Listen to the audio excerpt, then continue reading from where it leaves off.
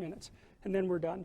One of the problems with postmodernism is that, and this is a big problem, like this is a fatal problem apart from the fact that it's incoherent and there's no value structure in it and it's fundamentally divisive and destructive. There's a logical problem with it too that's even worse. And so you might be noticing that the LGBT set of acronyms keeps growing, eh? And it's kind of a form of its own parody in some sense. It's like, well, I'm oppressed. It's like, yeah, you are. And, well, I'm oppressed too. Yeah, you're also oppressed. And maybe I'm even oppressing you, being part of this other marginalized group, but at least we share our oppression. Well, I'm also oppressed. Well, so am I. I'm oppressed too. It's like, okay, so here's a problem. There's a big problem here. The problem is, it's true. You're oppressed, you're oppressed, you're oppressed, you're oppressed. God only knows why. Maybe you're too short, or you're not as beautiful as you could be, or you know, your grandparent was a serf, likely, because almost everybody's great-grandparent was. It's like, you know, and you're not as smart as you could be, and you have a sick relative, and you have your own physical problems, and it's like, frankly, you're a mess. And you're oppressed in every possible way, including your ancestry and your biology, and the entire sum of human history has conspired to produce victimized you with all your individual pathological problems. It's like, yes, true. Okay, but the problem is that it is true. And so if you take the oppressed, you have to fractionate them and fractionate them. It's like, you're a woman. Yeah, okay, well, I'm a black woman. Well, I'm a black woman who has 2 children. Well, I'm a black woman who has 2 children and one of them isn't very healthy. And then, well, I'm a Hispanic woman and I have a genius son who doesn't have any money so that he can't go to university. And, you know, I had a hell of a time getting across the border. It was really hard on me to get my citizenship. My husband is an alcoholic brute. It's like, well, yeah, that sucks too. And so, well, so let's fix all your oppression. And we'll take every single thing into account, and then we'll fix yours too. We'll take every single thing into account. It's like, no, you won't, because you can't. You can't. It is technically impossible. First of all, you can't even list all the ways that you're oppressed. Second, how are you going to weight them? Third, who's going to decide? And that's the bloody thing. Who's going to decide? That's the thing. Well, what's the answer in the West? It's like, in free markets, oh yeah, Christ, we'll never be able to solve this problem. No one can solve it. What are we going to do about that? We're going to outsource it to the marketplace. You're going to take your sorry, pathetic being, and you're going to try to offer me something that maybe I want. And I'm going to take my sorry, pathetic being, and I'm going to say, well, all things considered, as well as I can understand them, maybe I could give you this much money, which is actually a promise, for that thing. And you've packed all of your damn oppression into the price. And I've packed all my oppression into the willingness to pay it. And that solution sucks. It's a bad solution. But compared to every other solution, man, it's why 10% of us have freedom. And so there's a tremendous illogic at the bottom of this. It's like, you have to fractionate the oppressed all the way down to the level of the individual. Well, that's what the West figured out. You know, there's a couple of figures who are at the mythological roots of our culture, and you know, people get upset with me because I bring in religious themes, but I understand some things about mythology and religion, and it's not an accident that the axiomatic Western individual is someone who was unfairly nailed to a cross and tortured. It's like, yes, right, exactly. So what do you do about that? Well, I thought about that for a long time too. It's like, well, you don't get together in a damn mob, because all that does is allow you to be as horrible as you could possibly imagine and suffer from none of the consequences. That's a bad idea. So how about we don't do that? Well, there's a deep idea in the West too. It's like, pick up your damn suffering and bear it and try to be a good person so you don't make it worse. Well, that's a truth. You know, I read a lot about the terrible things that people have done to each other. You just cannot even imagine it. It's so awful. So you don't want to be someone like that. Now, do you have a reason to be? Yes. You have lots of reasons to be. God, there's reasons to be resentful about your existence. Everyone you know is going to die. You know, you too. And there's going to be a fair bit of pain along the way, and lots of it's going to be unfair. It's like, yeah, no wonder you're resentful. It's like, act it out and see what happens.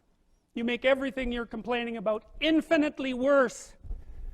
There's this idea that hell is a bottomless pit, and that's because no matter how bad it is, some stupid son of a bitch like you could figure out a way to make it a lot worse. So you think, well, what do you do about that? Well, you accept it. That's what life is like. It's suffering. That's what the religious people have always said. Life is suffering. Yes. Well, who wants to admit that? Well, just think about it. Well, so what do you do in the face of that suffering? Try to reduce it.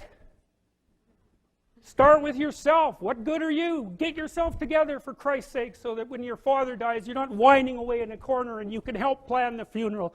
And you can stand up solidly so that people can rely on you. That's better. Don't be a damn victim. Of course you're a victim. Jesus, obviously. Put yourself together. And then maybe if you put yourself together, you know how to do that. You know what's wrong with you, if you'll admit it. You know there's a few things you could like polish up a little bit, that you might even be able to manage in your insufficient present condition. And so you might shine yourself up a little bit, and then your eyes will be a little more open, then you can shine yourself up a little bit more, and then maybe you could bring your family together instead of having them be the hateful, spiteful, neurotic, infighting batch that you're like doomed to spend Christmas with. So then you fix yourself up a little bit, kind of humbly, because, you know, God, you're a fixer-upper if there ever was one. And then you got to figure out, well, can you figure out how to make peace with your idiot brother? And probably not, because he's just as dumb as you, so how the hell are you going to manage that? And so then maybe you get somewhere that way, and your family's sort of functioning, and you find out, well, that kind of relieved a little bit of suffering, although it reduced the opportunities for spiteful revenge, and that's kind of a pain in the neck. And so then you get your family together a little bit, and you're a little clued in then, at least a bit, because you've done something difficult that's actually difficult. You're a little wiser, and so then maybe you could put a tentative finger out beyond the family and try to change some little thing without wrecking it.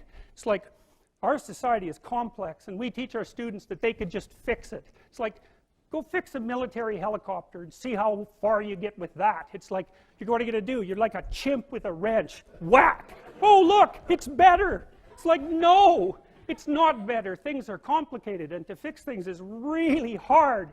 And you have to be like a golden tool to fix things, and you're not. So, and that's the other message of the West.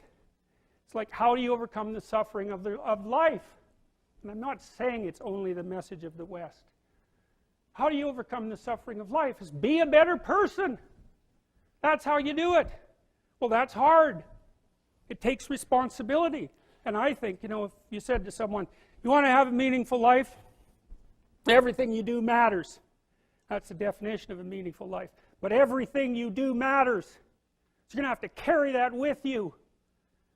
Or do you want to just forget about the whole meaning thing, and then you don't have any responsibility, because who the hell cares? And you can wander through life doing whatever you want, gratifying impulsive desires for how useful that's going to be.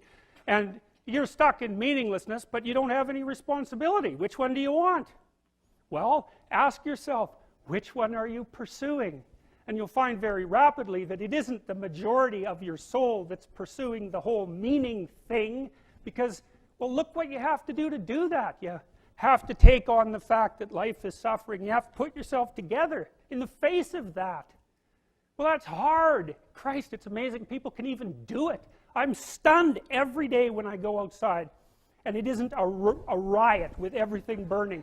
Because really, God, you talk to people, it's like, I knew this guy, he'd been in a motorcycle accident, and it really ruined him, and he was like a linesman, you know, working on the power, and he was working with someone who had Parkinson's disease, and they had complementary inadequacies, and so two of them could do the job of one person, and so they're out there fixing power lines in the freezing cold, despite the fact that one was 3/4 wrecked with a motorcycle accident and the other one had Parkinson's. It's like, that's how our civilization works. It's like, there's all these ruined people out there, they've got problems like you can't believe.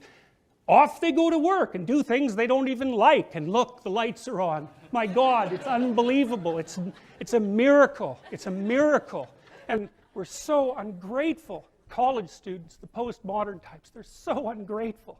You know, they don't know that they're surrounded by just a bloody miracle. It's a miracle that all this stuff works. That all you crazy chimpanzees that don't know each other can sit in the same room for 2 hours sweltering away without tearing each other apart, because that's what chimps do. So